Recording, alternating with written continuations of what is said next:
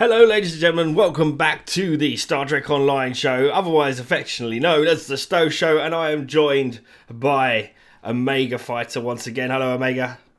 Hello there. And I'm also joined by Sob. Hi Sob. Hello.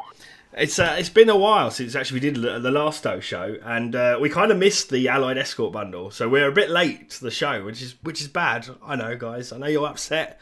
We're sorry, but it did, on the other hand, give Sob plenty of time to actually test out the Escorts and tell us that they're awesome crap, something like that. One of the two things. There's been a few patches, and we've got a few things to talk about. The first one I want to talk to you guys about, actually, from our previous Stowe show, is the Honoured Dead nerf, because previously we said you should definitely take the Honoured Dead. What are your opinions now that it's been nerfed? Is it a must take? Is it a not take? How do you feel? I feel that it's went from being, a must slot to something that is still good for a tank build. It's not as potent as it was, but it's still plus 200 all resistance rating, which is huge for a tank. Do you think that you would fit it for PvP? For PvP on a build that's trying to tank, I mean, it's something that I would probably try to fit in, but with the current PvP meta on PC, I know on consoles, they're not doing as much damage and they don't have the coordination because they can't see buffs. But on PC, tanking is not a viable option in PvP due to the absurd amount of burst damage that is possible right now. So there you go, guys. Not so much a must-take anymore, but there we go. We're kind of sad a little bit that he got nerfed, but we understand why, because it was pretty good as it was. But moving quickly on, before we go like head over tails into these Andorian ships, one of the things I noticed in the recent news patch actually is that they've actually fixed the wind cannons for the Andorian ships. How do we feel about this? I was a bit upset when I bought the T6 Andorians and was not able to put those wing cannons on because I went out and bought the T5 bundle at the same time because they were also on sale. So that annoyed me a bit, but them fixing that, it's nice to be able to use them. It helps my immersion. So and I think that's the key, isn't it? It's really an immersion point. I mean, Maggie, you were mentioning earlier that you still think that the wing cannons actually really just need a buff because they just they didn't update the stats of them, so they actually DPS was behind, like dual heavy cannons, dual cannons, etc. So while they probably look nice and have their harder hitting damage, they're just behind in terms of DPS. What else is available because the devs didn't update their statistics with every weapon change they did throughout Delta Rising and afterwards. And it seems to be a bit of a common theme in Stowe of previous things not getting updated despite ship releases. So maybe they'll come around to it, and they will do. Maybe they won't. We'll wait and see. But were you happy? I suppose is the first question, that they were going to do the Andorian, Lefian, and Dewan escorts. That's the first question. Are you happy that they've brought these out as the next T6? Well, definitely. I'm glad that I brought them finally. I mean, there's a few people that even got inspired coming back to the game just because of that. But actually, I'm a bit disappointed in what they delivered because the hype of them was really great. We were like, we're going to get that good, really good stuff. And at the end of the day, these ships are inferior to the old pilot ships in every way, except maybe the Andorians and Space Barbie. But the other two, not a fan. Not a fan. And you, Sob? Well, it's nice to have these ships, but hammer on to the same point is really the performance of the ships, the stats on them was disappointing. Okay. So there you go. So far disappointing. Let's talk a little bit about the ships. Now, first of all, one of the big things is that they actually all come outfitted with a commander rank tactical pilot specialist bridge officer seat. So in terms of their seating, how do we feel about their seating overall? So we've got a 1 commander tactical pilot, 1 ensign engineering, 1 lieutenant commander engineering, 1 lieutenant universal, and 1 lieutenant commander universal. You've already hit one of the big issues. So if we compare this to the previous pilot ship bundle that we got about 2 years ago, those had a commander pilot and a lieutenant pilot. So these ships have lost their second hybrid seating. They just don't get them. Which, I mean, that doesn't matter to most people, but there are some builds that will take advantage of the lieutenant pilot seat. Were you one of those people that took advantage of the second seat? Yes. And what about yourself, Omega? How do you feel about the fact that there's no second specialist seat? Well, it's basically kind of making those ships more or less suboptimal. While I don't think it's an absolute game breaker, because you know, on the older pilot escorts, like in PvE, it would like not matter because pilot is not really that great in PvP. You would like maybe run hold together. That's it.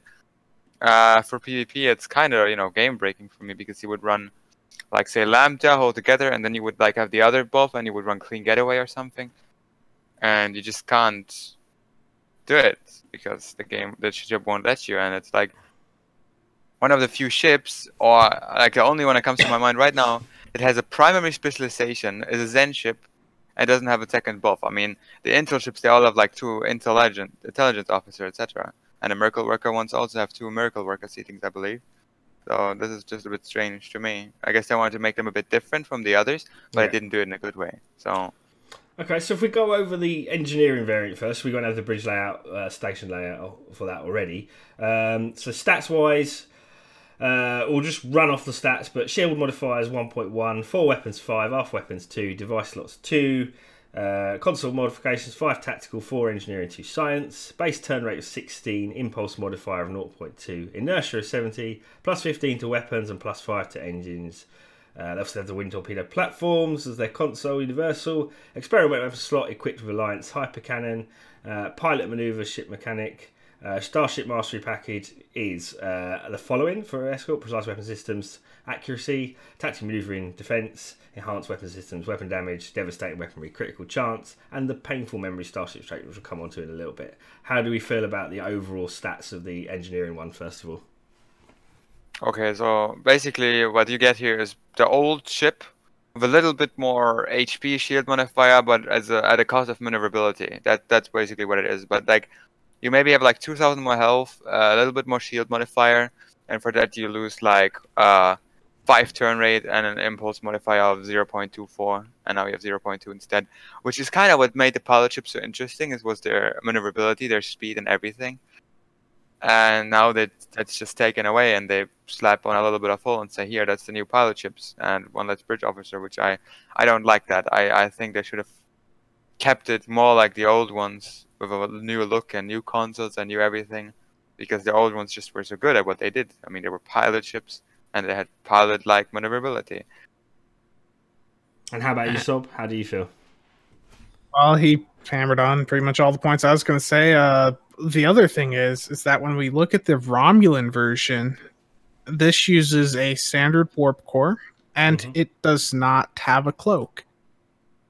Now, the Klingon one have a cloak. Yeah, neither does the Klingon. So, if we compare the Romulan and KDF versions to the former pilot bundle, we see that there's yet another hit that really makes these ships questionable. Why would you go with these at all over the previous pilot ships for Romulans and KDF? Well, it's a good question. I mean, the lack of cloak is going to obviously hamper the playstyles that many people had previously with them, and I think that they seem to have really brought these in and really kind of nerfed them down. They don't really seem to fit well into the meta at all. Well, I mentioned this on Reddit, but if we look at the Romulan Inge pilot and compare it to the Romulan Inge pilot in this bundle, the old one is one of the best ships in PvP. Now, we have this one. It doesn't have a cloak, which is a big hit to it in PvP, and we have the bridge officer change. If I take this in, I'm going to get farmed in PvP, whereas I can have an effective build with the other pilot escort. So there we go. We're engineering ones, not so good, and I don't think Sob's going to be flying them anytime soon. Well, other than for immersion purposes, of course. The not gonna. Well, I mean, in terms of looks, I should mention looks as well. Do you like the look of the tier 6 variants, starting with the engineering ones? All right. So the endurance, sure, I guess. I mean, the fact that I prefer probably the engineering one the most. I don't like that having the top on the bottom thing on the tactical. But the Romulan ones, they're just the Divan ones, they're just weird, straight up weird. I don't like them at all. And I guess the Klingon ones, they have something to them that some might like. I guess I would get around with it. I could see that it's a bit weird when you fly them because of this point of center point of where you pilot around. I don't know where that is on that ship, so I guess that could be a bit strange. But I guess I would rate it like the endurance, just fine, perfect. Endurance one, really nice. Klingon ones, I guess. The taste, and the Romulan ones, I don't know. They just look ugly. The Romulan ones are just, it hurts to look at the Romulan ones. It is. They're not pretty at all. They're pretty ugly, actually. We did say that when we did these videos, we would look at the Admiralty cards. So the Admiralty stats for the engineering one is 36, science 26, tac 55, and the special of minus 25% maintenance per engineering ship. How do we rate the card, gentlemen?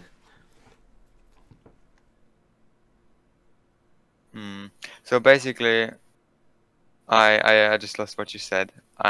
The Admiralty stat card for the the engineering one. We'd rate the cards as the ships came out. Okay, they are. I'd say that like Admiralty cards are never bad in a way. These are just okay. Like they give you maintenance reduction, which is I guess nice. If you're like impatient, if you're a person who can log into the game a lot, you want to have that Admiralty going all the time. For those guys, it's good, but apart from that, it's not that great. If I remember correctly, the old ones had some better stats about them than these do. So if you had to give it a rating out of 10, what would you give it as a card? For Admiralty cards, for a Zen ship, I guess I'll give it a 6.5 out of 10 or something. Yeah, about 6. About 6. Okay, so there you go. Oh, it's still another card, isn't it? That's the thing with cards. You know, if you bought the ship, you get that nice extra of having the cards as well. So, and it's something else you can use. So moving quickly on, so we then come on to the sort of sciencey variants now, and again, these ones haven't really changed much. Very, very similar. I think the difference is the bridge station layout. You get a Lieutenant Commander Science. I think is that the difference? One Commander Tactical Pilot, one Ensign Engineer. Yeah, so you get a Lieutenant Commander Science. Other than that, it's pretty much the same layout in terms of bridge stations. Out of the 3, because obviously the other one has tactical. What would you prefer out of the 3 sort of bridge station setups? Would it be the pure tactical one? Engineering any day. Engineering any day. For the pilot ships, with the older ones, the engineering ended up being the best for most cases. The tactical one is okay for PvE. It's what I use for PvE, but for PvP, certainly the engineering. Okay. So Science 1, I think that covers most of it. It does come with, let's just see, what does it come with? It comes with I'm trying to find the bit on the page. What's the console? Gateway Trap Spawner. That's it, Gateway Trap Spawner. And then finally the tactical one comes with, again, trying to find it, Neurophasic Disruption Field. So, out of the 3 consoles, how would you rate each console? Because you've actually tested these out now, Sob. How would you rate the 3 Universal consoles? The neurophasic thing, I would rate that a negative score out of 10 if possible, because it's terrible.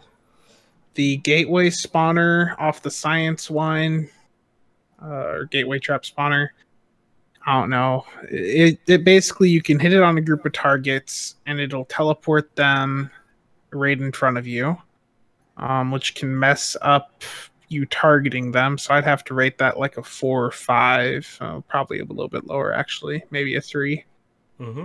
And then the wing torpedo platforms I would have to rate as a 5 for the simple fact that they have almost no survivability. A warp core breach at all will pretty much kill them. They can stay up the entire time if you run the 3-piece, but even then, and even if you use the entire set and have a torp spread on to try to buff them up, the damage they do is just far too low. In the runs I did, I was getting at most like 3k to 4k DPS from them, which is pretty bad for something that's being buffed up by a 3-piece console set. Okay, so not great rating. The console set bonus was the Alliance Dogfighters, I believe it's called, and that gives you streamlined circuitry, which is reduced recharge time on your console abilities, and as you said, wind torpedo platforms will utilise rank 2 of high yield and spread instead of rank 1, which is Starship traits. Moving on. Painful memories. This trait causes a sonic energy resonance, blah de blah de blah. Basically causes minus 50% flight speed, electrical damage each second, 100% shield penetration to affected foes' engine. It's a damage over time effect. How do you feel about that trait? You can just toss it in the trash bin. Yeah, that's what it is. I mean, it does literally no damage, and flight speed reduction in PvE is useless, and 50% in PvP is still nothing. Oh, it's worthless. Trash trait. Improve gravity well. So gravity well will last twice as long. Duration of gravity will increase from 20 seconds to 40 seconds. Recharge time of gravity will reduce by 20 seconds. Primary target graphical suffers minus 20 all damage resistance rating for 40 seconds. This is a very powerful trait that any science player using gravity well should use. I know a lot of people that went out and bought this ship pack just for this trait, because for a science build, this is one of the most powerful traits you can get. I should say that I have bought this pack for this very trait to put with my build. And I didn't even need your prompting, Omega, this time. I actually went out and got it myself. Yeah, what a waste. I didn't get it. I mean, no, improved gravity well is definitely good if you like your science. I mean, for you it's definitely great. For me it's just uninteresting.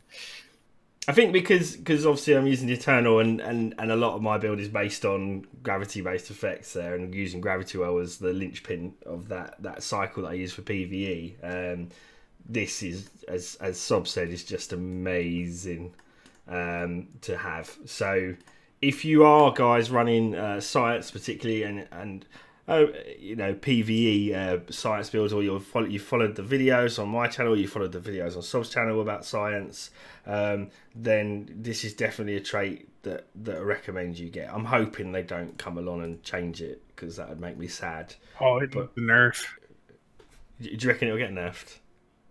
They're saying that they won't, but we'll find out in a few months.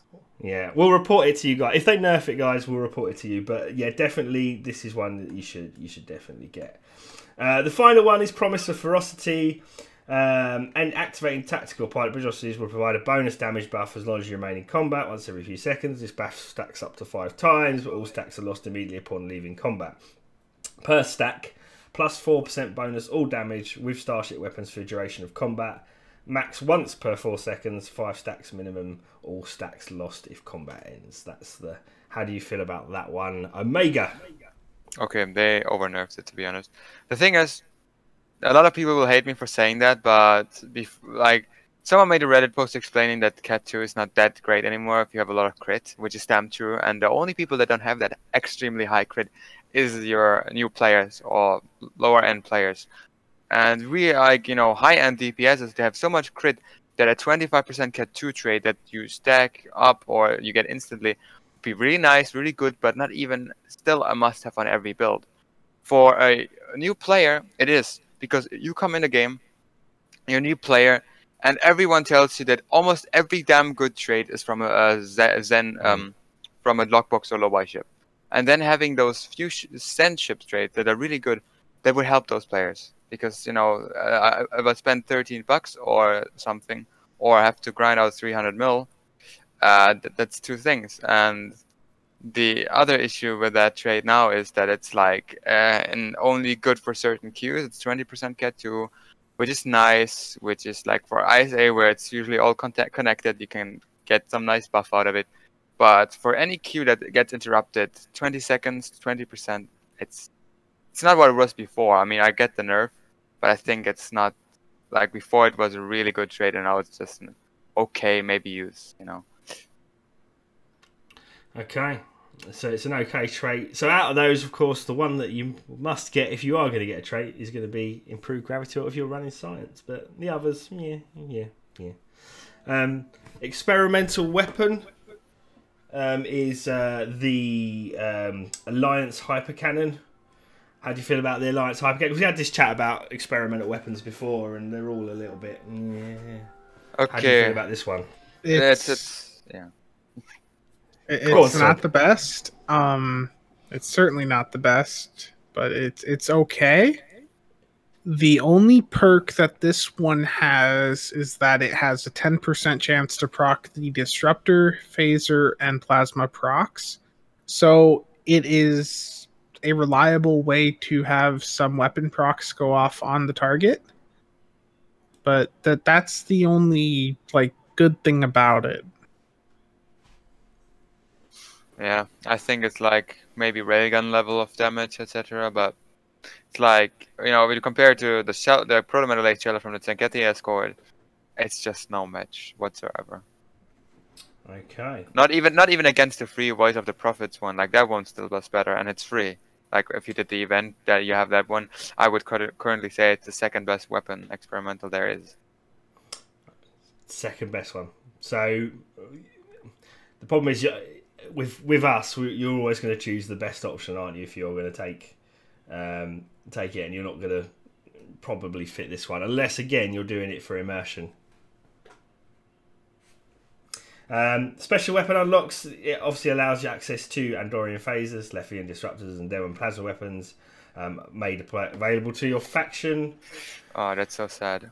I mean, what annoys me about that part is that you have the other, like, who cares about plasma? The phaser, I guess they're blue. They might be cool for the Fed players, yeah, but I like Disruptor. And the Lithium ones, they're red and like look really cool.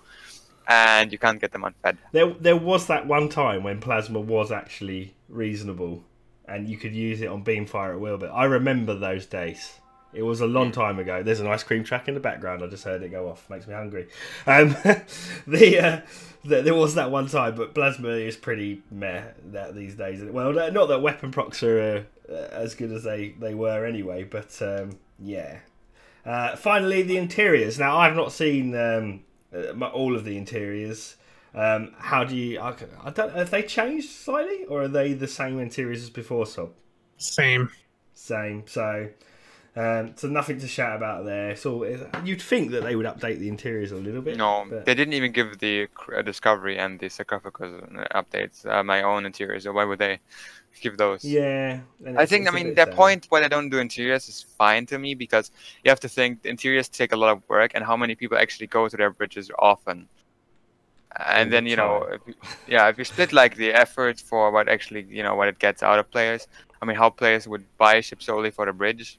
It's just not really worth it. While I get having nice bridges is a good thing, I just think right now there is a lot of other things that need to be prioritized over bridges. Okay. I mean, if you had to rate the pack overall, would you say that this is a worth buying pack? Do you feel it's something that players should, obviously science players probably do want to get it, but do you think this is something you'd recommend to players if they're new players or existing players? Only for the trait. Really, that is the only thing.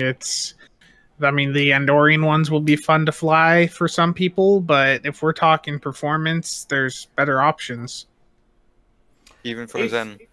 If you were to recommend comparable ships that players might want to get instead of this pack, what would be your go-to? What would you tell both new players and existing players to look for? The old pilot ship bundle, the one that came out about 2 years ago, that one is just superior versions of what we got with this pack. And yourself, Omega, would you agree? Yeah, generally. And if I'm right, is it still on sale, the old pack, or is it? It's not a discount anymore. Has it come off now from discount, or is it still off. discounted? It's off discount at the moment.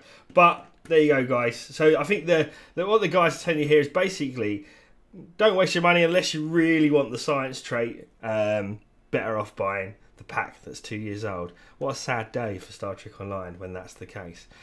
Before we finish up this episode of the Stowe Show, I just want to talk about a little bit of the rumour mill. And the rumour mill is very much always active when it comes to Star Trek Online. One of the big things is people are predicting that it will be temporal ships coming next in the T6 lineup. Are you guys excited for that? How do you feel about that? Let me know. Who wants to go first? Look, like both of you are quiet, silent, so silent. I'm looking forward to it, yeah, but I'm like setting myself up for disappointment in a way because, you know, these ships kind of prove that you're hyped for it somewhat, and then that happens. I mean, the thing is, the temporal ships hold a lot of love, don't they? In our hearts as ships, you know, it was one of those sought after ships, you know, whether it be the Wales class or the Mobius. I think people would just love to see the T6 variant, but you know, after seeing this pack, as you're right, there's that sort of worry that they're going to be very subpar, or even possibly not worth getting. How do you feel about that, Sob? Are you concerned that they're just going to ruin those ones? Well, we'll have to, wait and see, but it's really hard to tell. I mean, the only thing that really made the Wells special for like PvE or PvP was the console it had. To me, so I'm not sure what they can do to it to like really make it better ship-wise itself compared to other options we have nowadays. It's just really just that console. What would you think if you had to predict like a kind of trait for those ships? What kind of trait would you want for those ships? What would you want if you could choose an end game trait?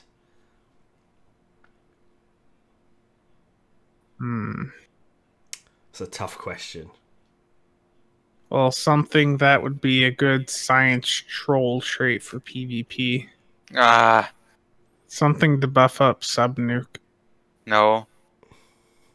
Reduce the cooldown of Subnuke to 45 seconds. I think many escort pilots, including Omega, would cry out in pain at the thought of more Subnuke. Omega, what would you like to see if you could see something for mainly for the tactical variant? For tactical, like if they were gonna give us something that's really interesting, I'd say they should definitely give us something like that buffs either like just your damage or something that gives more attributes to your maybe your captain abilities or something. Anything that makes certain stuff more interesting, or maybe something for torpedoes. You see, like something for like torpedo high yield or torpedo spread or both.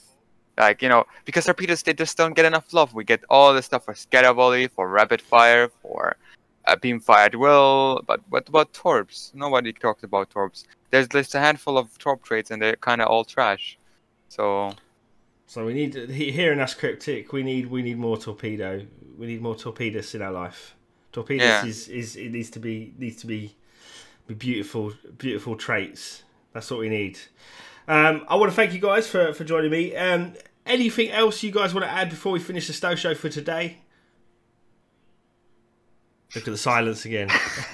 The silence. I'm going to take that as a no. Right.